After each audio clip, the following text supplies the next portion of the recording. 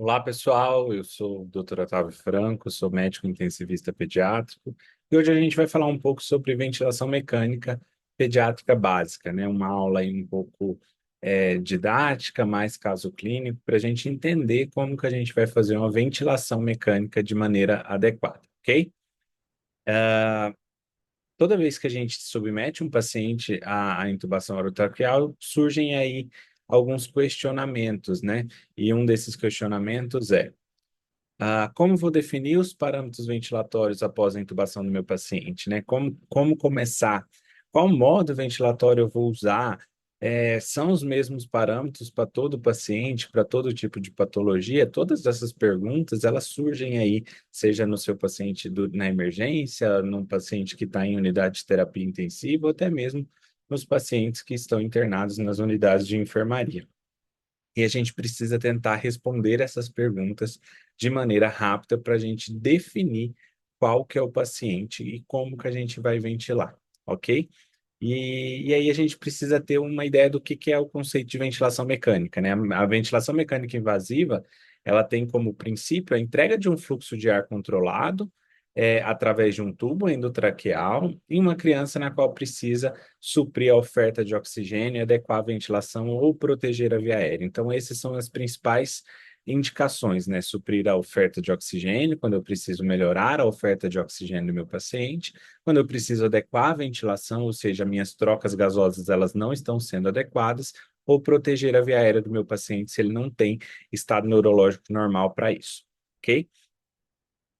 E aí a gente parte aí de três princípios para iniciar a ventilação mecânica. Primeiro, eu preciso conhecer os perfis clínicos relacionados à insuficiência respiratória. Então, qual o motivo levou aquele paciente à necessidade de ventilação mecânica? Eu preciso conhecer o que é uma ventilação normal para eu entender como ventilar meu paciente e, claro, né, conhecer a ventilação mecânica artificial e seus modos ventilatórios. Esse é o nosso objetivo na aula de hoje, tá? O perfil clínico, né? Falando com relação ao perfil clínico, a gente tem um pulmão normal, né? Onde a gente vai ter complacência e resistência normal, frequência respiratória normal, volume corrente normal. Eu tenho o padrão obstrutivo, que é aquele paciente que vai ter um aumento da resistência na via aérea, né? Comum nos pacientes com bronquiolite, asma. E isso vai fazer com que tenha um esforço respiratório maior, né? Ele faça força para conseguir ventilar. E aí a gente tem as características de aprisionamento aéreo, ou seja, eu não consigo expirar tudo aquilo necessário, então eu acabo aprisionando e fazendo retenção de CO2. E para isso, para tentar evitar esses aprisionamentos aéreos, eu tenho tempos expiratórios prolongados. É a característica do paciente asmático, né? A gente vê aquele tempo expiratório um pouco mais prolongado, porque o nosso corpo ele está tentando fazer com que vença toda essa obstrução e a gente consiga ter uma ventilação adequada, ok? E a gente tem o padrão restritivo, né, que é das doenças ali de parênquima, os edemas agudos de pulmão, os pacientes que têm pneumonia, síndrome de desconforto respiratório. E aí a gente vai ter a complacência do pulmão reduzido, né? A complacência é a capacidade de distensibilidade do meu pulmão. Então, é aquele pulmão onde não é complacente, é aquele pulmão duro, difícil de expandir, difícil de ganhar volume corrente. Então, é comum a gente encontrar nesse tipo de paciente as hipoxemias persistente, né? Devido a esse processo inflamatório no parênquima pulmonar. E aí a tão temida doença mista, né, que é quando a gente já tem um paciente que provavelmente começou com doença obstrutiva, ele evoluiu com padrão restritivo e aí é um paciente difícil de ventilar. É aí que a gente precisa ter todo esse conhecimento para a gente entender que as ventilações elas vão mudando no decorrer do dia. É por isso que é importante a avaliação diária do meu paciente que está em ventilação mecânica, porque a gente muda o perfil clínico do meu paciente, ok? Ah, falando um pouco da ventilação espontânea, que é o segundo pilar aí que a gente precisa ter, a gente tem que entender que a gente tem uma troca gasosa em vigência de um volume corrente, né? Então, eu tenho uma diferença de pressão, isso faz com que entre ar no meu pulmão. A inspiração é um processo passivo e a expiração é um processo ativo, né? E a gente sabe que o fluxo ele vai ser inversamente proporcional à resistência da via aérea, ou seja, quanto maior a minha resistência, menor o meu fluxo, ou quanto menor a minha resistência, maior será. o meu fluxo, a minha entrada de ar. E isso vai depender também tudo, tanto da resistência da via aérea quanto da complacência da minha via aérea.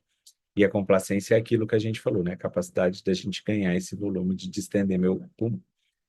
Meu ciclo respiratório, ele vai depender então dessas duas variáveis, tanto da minha resistência quanto da minha complacência, né? Então, dependendo de como está no meu pulmão, a gente vai ter um ciclo ventilatório de uma determinada maneira ou não. E aí entra um termo que a gente fala em constante de tempo.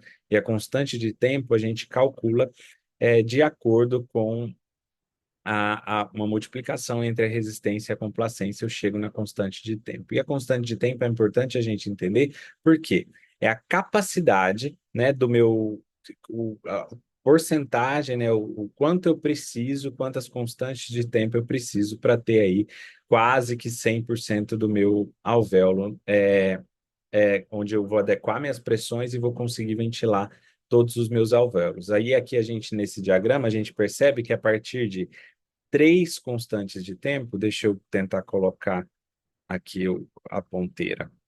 A partir de três constantes de tempo, a gente já tem em torno de 95% do meu pulmão ventilado, né, do meu pulmão com as minhas pressões adequadas a ponto de conseguir ventilar meus alvéolos. Então, de três a cinco constantes de tempo, a gente atinge aí a nossa meta. Né? E a constante de tempo, ela vai estar muito relacionada à minha necessidade de tempo inspiratório, de tempo expiratório. Então, conhecer um pouco a minha patologia, ou seja, entender se ela tem aumento de resistência ou diminuição de complacência, eu vou conseguir entender quanto de tempo inspiratório eu vou precisar dar para o meu paciente, porque eu vou lembrar da minha constante de tempo. Tá? Lembrar que tudo aqui vai ser proporcional. Então, porque é constante de tempo, vai ser resistência vezes complacência. Então, é diretamente proporcional. Tá bom? E aí, você lembrando disso, você consegue ter uma ideia de como ventilar seu paciente. E aí a gente chega, né, nos valores de tempo inspiratório e valores de frequência respiratória normal para cada faixa etária.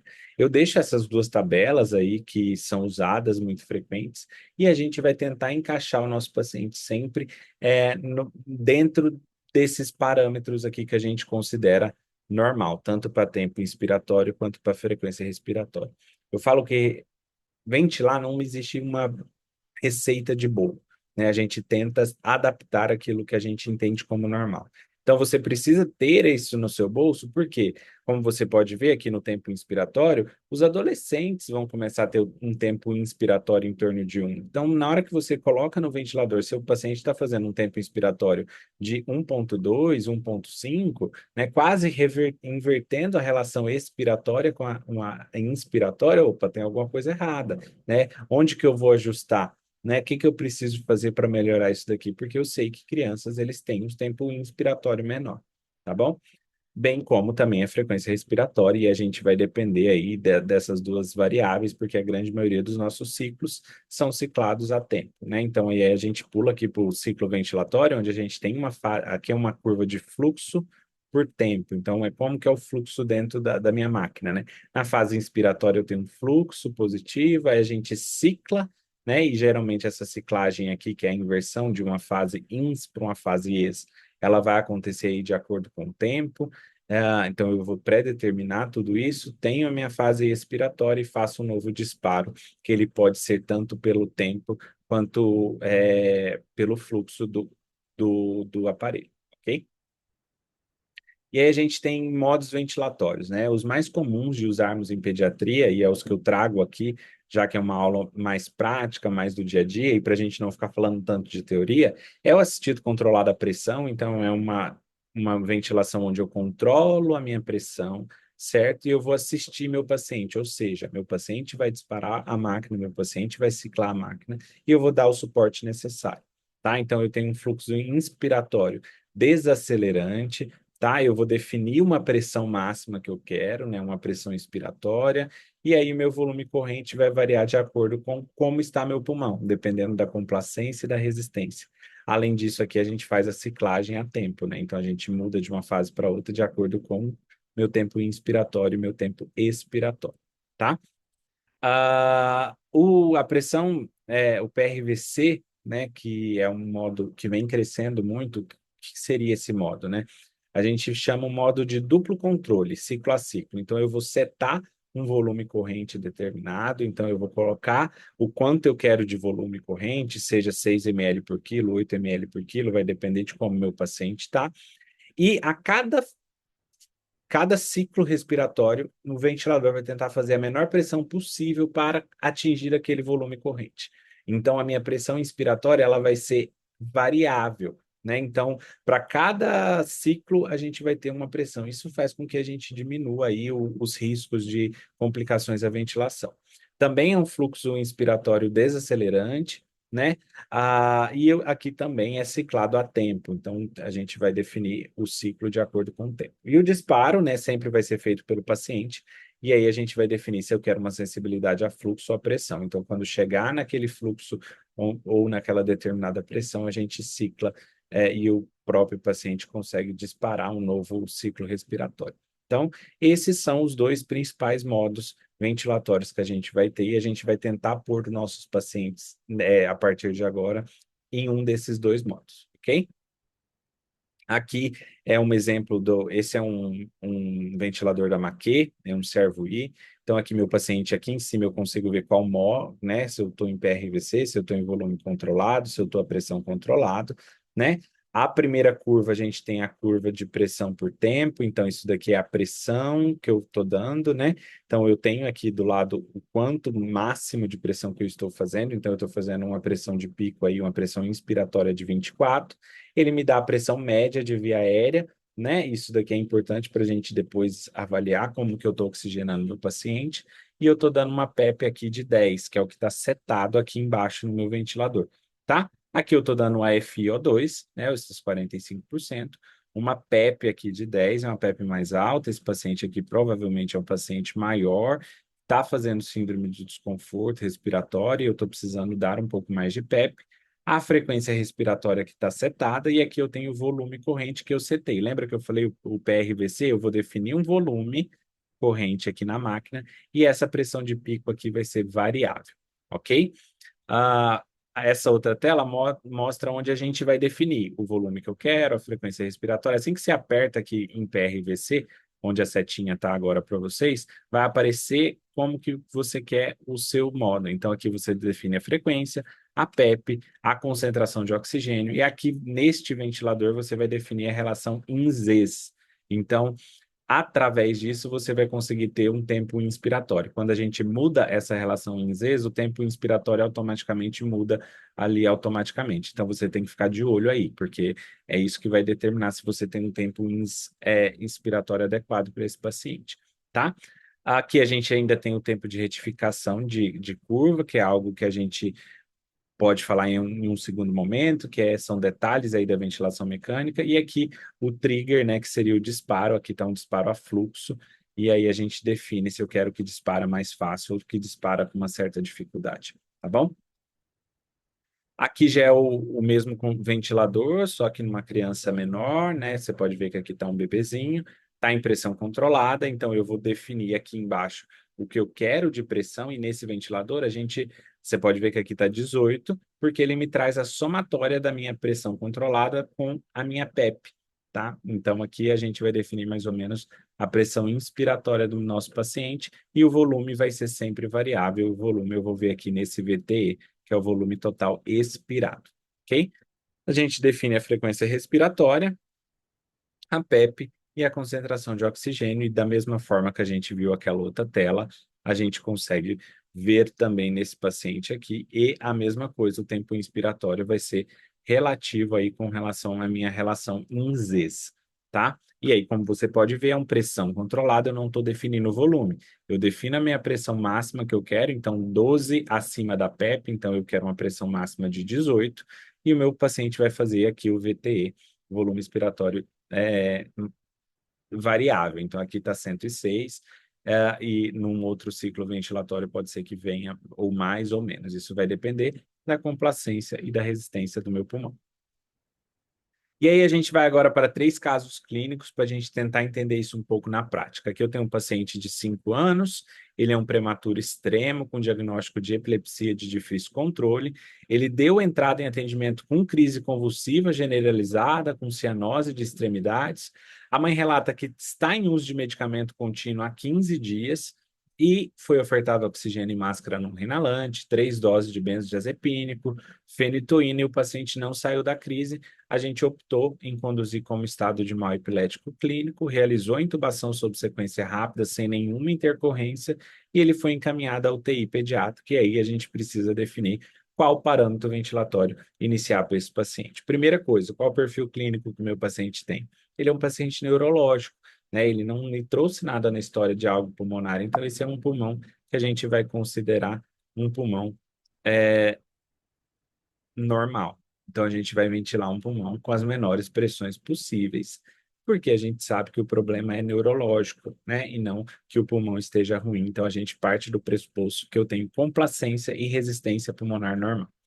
E aí, para isso, a gente pode ventilar nosso paciente, seja ele em assistido controlado à pressão ou em PRVC, assim como a gente conversou no início. Começando aí pelo assistido controlado à pressão, então eu vou controlar minha pressão, né? Então eu vou colocar uma pressão entre 15 e 20, geralmente pressões no pulmão normal entre essa faixa me faz ter um volume corrente adequado, então você vai setar a pressão, começar a ventilação e ficar de olho no volume, naquele VTE que a gente conversou, porque aí você vai fazer a continha se está entre 6 a 8 ml por quilo, que é o volume corrente que a gente espera que essas pressões expiratórias gerem no meu paciente, tá? Depois a gente vai definir uma PEP fisiológica entre 5 e 6. A PEP, então, é aquela pressão que a gente mantém no para manter nossos alvéolos abertos, para evitar o colapso pulmonar. Então, a gente sempre mantém uma PEP fisiológica e pode ser que eu precise, em alguns momentos, dar mais PEP, vai depender do paciente. A frequência respiratória vai ser normal para a idade, por isso que é importante ter aquela tabelinha do início, para a gente ter uma ideia. E o tempo inspiratório vai depender aí da idade, variando de 0,6 a 1 segundo, né? Ah, e é isso que a gente vai fazer. A diferença para o PRVC é que eu não. E aí a minha relação, desculpa, vai ficar entre 1 para 2, que geralmente é uma relação normal, né? De um pulmão normal. A gente inspira uma vez para 2 tempos de expiração. No IAFI, eu vou dar de acordo com a saturação do meu paciente. Lembrando que o nosso paciente não precisa saturar 100%. Acima de 94, 95% já está tudo ok. Ah, no PRVC, mudando aí, né, a corzinha agora, a gente não vai setar a pressão inspiratória. A gente vai setar todos os outros parâmetros e a pressão inspiratória ela vai ser variável. Então, eu vou setar um volume corrente. Por exemplo, eu tenho um paciente que tem 10 quilos, eu vou colocar na minha máquina 80 ml. Se a gente for 10, é isso, 80 ml, que vai dar os 8 ml por quilo, tá bom? E aí a gente vai ver quanto de pressão esse meu paciente está fazendo, né? E provavelmente ele vai fazer entre torno de 15 e 20, já que ele tem um pulmão normal. Ou até menos, tá? Muito comum em PRVC o paciente ficar ali com pressões de 13, 14 e tá tudo bem, tá? Se ele estiver ventilando bem, se você olha para o tórax do seu paciente, esse tórax está expandido.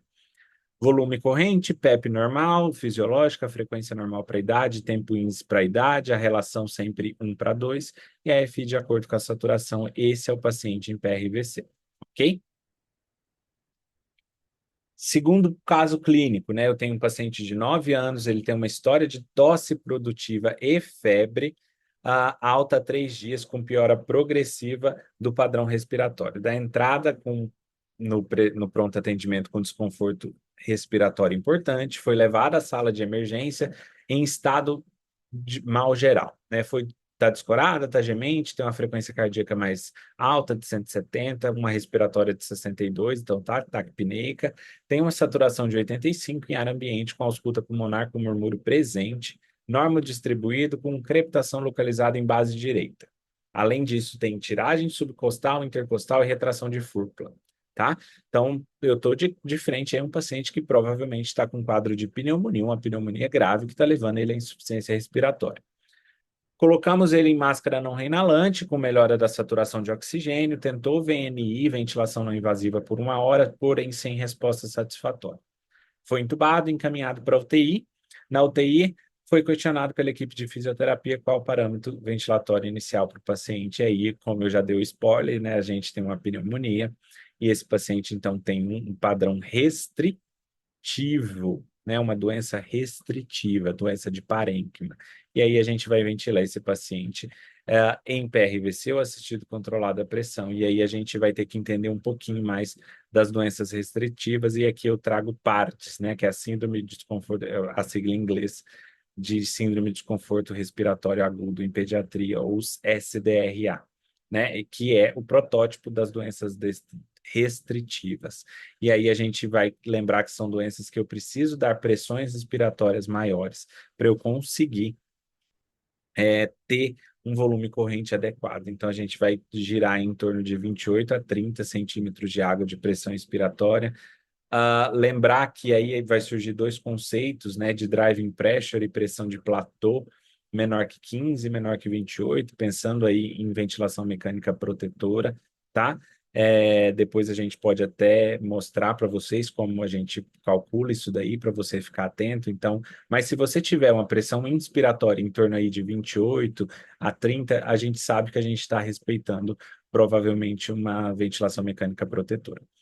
Volume corrente são volume correntes menores, já que eu tenho um pulmão mais duro, né, uma doença restritiva, então em torno de 4 a 6 ml por quilo já basta para esse paciente. A tendência é a gente manter os 6 ml por quilo, porque a gente sabe que também baixos volumes pulmonares isso não é bom para o nosso paciente.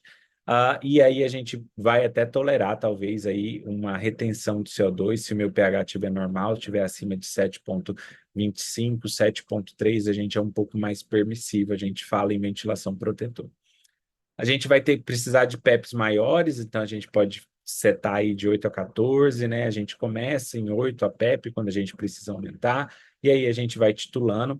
A titulação de PEP a gente sempre vai fazer, pessoal, a partir do momento que eu ganho volume. Então, eu dei PEP e ganhei volume corrente, ou seja, meu volume corrente aumentou, então esse paciente é responsivo a PEP. A partir do momento que você dá PEP e você não ganha mais volume corrente, deixando esse alvéolo mais aberto, você está só gerando mais lesão nesse pulmão, então você não vai aumentar mais a PEP a partir desse momento. Frequência respiratória vai ser normal para a idade, o tempo inspiratório normal para a idade, a gente vai manter também uma relação aí de 1 para 2, tá? Que também são mais fisiológicos para esse tipo de paciente. Lembrar que a FI a gente vai dar conforme a saturação, e assim, gente, PEP de 6 e FI de 100%, isso não existe, tá? Existem até as PIP tables, né, que é qual o valor de PEP seria para determinada FI, muito usado aí já por muitos anos, então a gente vê que a relação aí de uma FiO2 mais alta precisa de PEP mais alta, tá? E aí, primeiro você vai tentar desmamar a FiO2 para depois tentar desmamar a PEP. Então, a gente sabe que PEPs mais alta nos pulmões restritivos, a gente precisa dar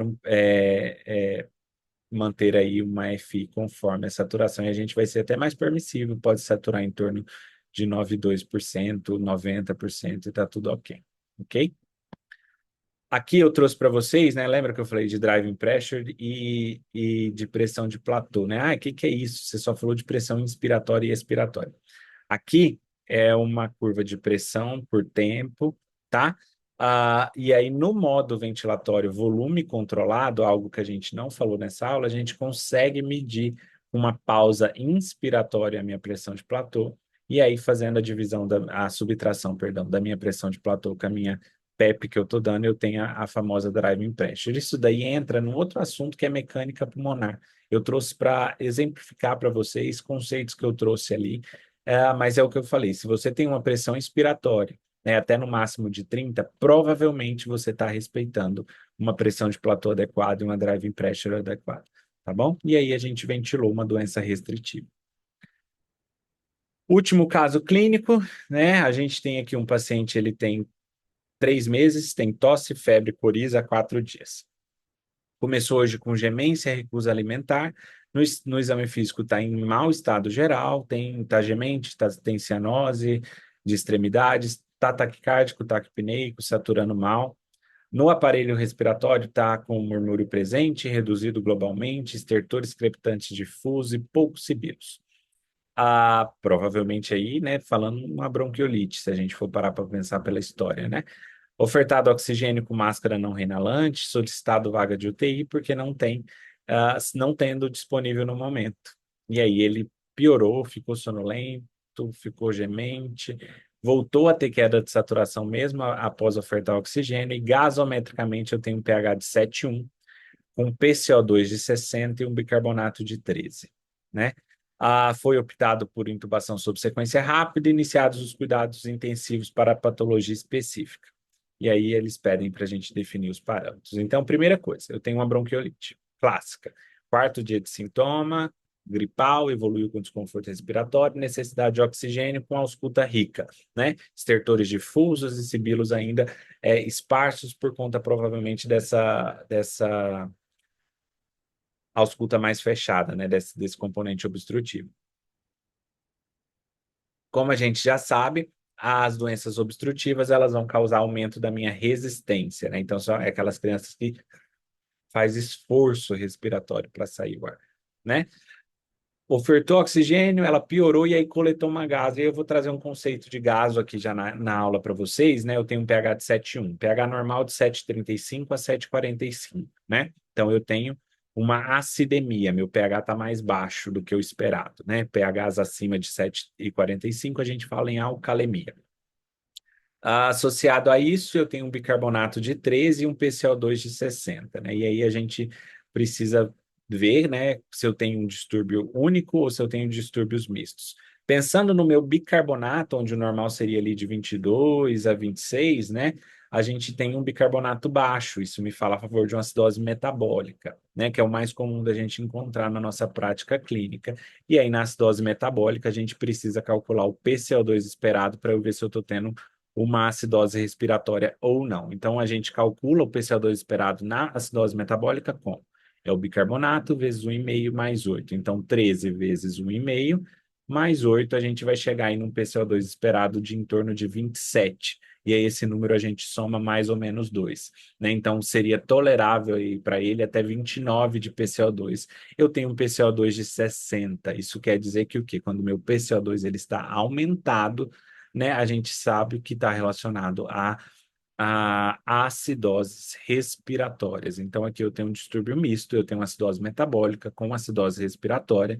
Eu já estou além da minha fase 3, né? Eu já estou indo para uma fase 4. Na verdade, eu já estou na fase 4 de insuficiência respiratória, onde eu tenho inversão, provavelmente, de gases. Esse paciente tem indicação formal da gente intubar ele. E aí, por isso que ele foi submetido à intubação. Tá? Desviei um pouquinho do foco aqui só para a gente falar um pouco de gaso, porque a gaso está muito relacionada à ventilação, então, e lembrar da acidose metabólica, eu acho que é o mais importante de tudo, saber calcular o PCO2 esperado, por isso que eu fiz aqui com vocês juntos. E aí a gente está diante de uma criança que tem bronquiolite e precisa ser ventilada, eu tenho uma doença obstrutiva, né? Então a gente vai ventilar a partir de agora uma doença obstrutiva, ok? Na doença obstrutiva também a gente pode ventilar em pressão controlada ou PRVC. Aqui é muito mais comum a gente conseguir ventilar meu paciente nascido controlado a pressão, porque às vezes meu paciente vai ter pressões inspiratórias muito grandes quando a gente coloca em PRVC.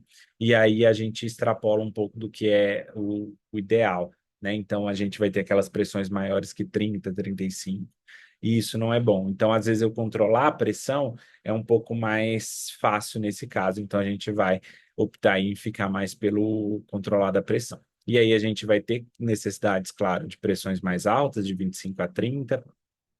Aqui eu vou precisar de volume escorrente muito mais alto para eu conseguir atingir essas pressões. Vocês vão ver que você vai precisar dar mais volume para atingir essa pressão, abrir esse pulmão e ventilar adequadamente esse pulmão. A PEP, a gente sabe que são doenças que, lembra lá no início, onde a gente relembrou que são doenças que fazem aprisionamento aéreo, então a gente geralmente tem já a famosa autopep, né, autopip, que é quando a gente já tem uma PEP além do fisiológico. Então a gente trabalha com PEPs mais baixas, entre 4 e 6, tá? Uh, a gente vai trabalhar com frequências respiratórias mais baixas, nos limites inferiores para a idade, porque lembra lá da nossa constante de tempo? Constante de tempo é igual a resistência versus complacência, né? Se eu tenho uma resistência aumentada, né, diretamente proporcional, eu vou ter uma constante de tempo aumentada. E aí isso faz com que eu precisa ter tempo inspiratórios maiores, né, no limite superior da idade.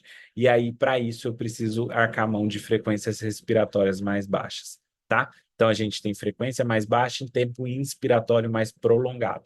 E eu preciso lembrar de aumentar minha relação em Zs para pelo menos 1,3, porque é uma doença obstrutiva. Pensa que eu preciso inspirar e mais prolongado, para eu evitar que eu tenha o aprisionamento aéreo, tá? Então, são tempos inspiratórios maiores com relações no mínimo aí de 1 para 3, ok? FiO2 conforme a saturação do meu paciente. Esse seria a receitinha de bolo inicial para a gente começar a ventilar uma bronquiolite ou uma asma. Se a gente for pôr em PRVC, lembrar que a gente não vai setar a pressão inspiratória, só o restante, só tomar cuidado para essa pressão inspiratória não ficar muito exagerada, ok? E aí, uma dica que eu sempre dou para os meus alunos, né, depois que a gente aprende a manejar os 3 principais tipos de pulmão, né? Claro, é uma aula super simples, uma aula com pouca teoria e mais a prática clínica, a gente precisa olhar para o nosso paciente. Coleta uma gasometria 1 hora após a ventilação, para você ver se ele está fazendo a ventilação e oxigenando adequadamente, e olhe para o seu paciente, veja se o tórax está expandindo, veja se ele está confortável na ventilação, porque às vezes você está dando um parâmetro que ele não está confortável, e isso precisa ser, tem que tomar cuidado, né? E aí você vai ver, né? Se você precisar ajustar a pressão, porque a pressão arterial de CO2, né? A sua PCO2 está aumentada, você vai mexer no volume minuto. Então, você vai mexer tanto no volume corrente ou na frequência respiratória. Primeiro, você aumenta o volume corrente, né? E aí a gente consegue isso dando mais pressões, aumentando a minha diferença entre a pressão de pico, né? A pressão inspiratória da expiratória, da PEP, da PIP.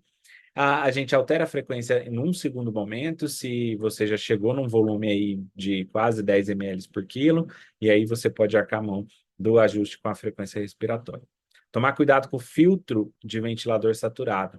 Eles tendem a ter uma retenção de CO2. Agora, se a gente precisa melhorar a PaO2, ou seja, melhorar a minha oxigenação, a gente vai aumentar a FiO2 e lembrar de aumentar a PEP concomitante, porque a gente sabe que a PEP está relacionada aí a manter esse alvéolo mais aberto, aumentar a superfície de troca, aumentar o meu volume corrente para a gente ter uma oxigenação adequada, tá? Essa seria minha dica para depois de intubar o paciente. E aí eu trago esse fluxograma para a gente lembrar, né? Então eu indiquei intubação, vou ver o perfil clínico.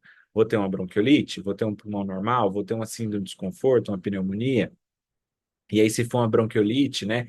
Aqui eu trago os padrõezinhos, né, para vocês printarem e ter aí, e principalmente ter uma hipercapnia permissiva, né? Ou seja, permitir uma retenção de CO2 se o pH estiver maior que 7,25, 7,2, tá? O pulmão normal, a gente ventilar ele de maneira mais é, com menos pressão possível, e na síndrome de desconforto, a gente tem que lembrar do diagnóstico, né? Aquele início menor que 7 dias, com a patologia neonatal descartada, descartado que ele não está hipervolêmico ou disfunção cardíaca, fez uma nova imagem e eu tenho uma piora aí do meu índice de oxigenação, e aí eu trago como calcula. Né? Lembra que eu falei que a MAP era importante para ver a oxigenação? Porque a gente calcula através o índice de oxigenação através da MAP, multiplicando pela FiO2 vezes 100, e aí a gente reduz, divide pela PaO2, e aí a gente vai conseguir ver se está maior que 4. Se tiver maior que 4, eu tenho uma síndrome de desconforto, e ela pode ser leve, moderada ou grave, vai depender do valor, né? Acima de 16 sempre vai ser grave, tá bom? O ISO é para quando a gente não tem gasometria, que a gente calcula pela saturação de O2. A divisão é pela saturação e não pela PaO2, ok? E aí a gente vai ventilar esse paciente, né? Tentando buscar o que a gente chama de ventilação mecânica protetora, né? Volumes correntes mais baixos nos pacientes mais graves, pressões inspiratórias aí tentando manter a pressão de pico menor que 35 e a platô menor que 28, buscando a drive pressure menor que 15 e mantendo também a hipercapnia permissiva, ok? Era isso que eu tinha para falar com vocês com relação à ventilação mecânica, uma aula mais prática, trazendo 3 casos clínicos para tentar ficar um pouco mais claro com relação a essa situação. Deixei meu e-mail, minhas redes sociais, vocês podem entrar em contato e a gente tirar dúvidas no manejo do paciente diariamente, ok? Muito obrigado e tchau, tchau. Até a próxima.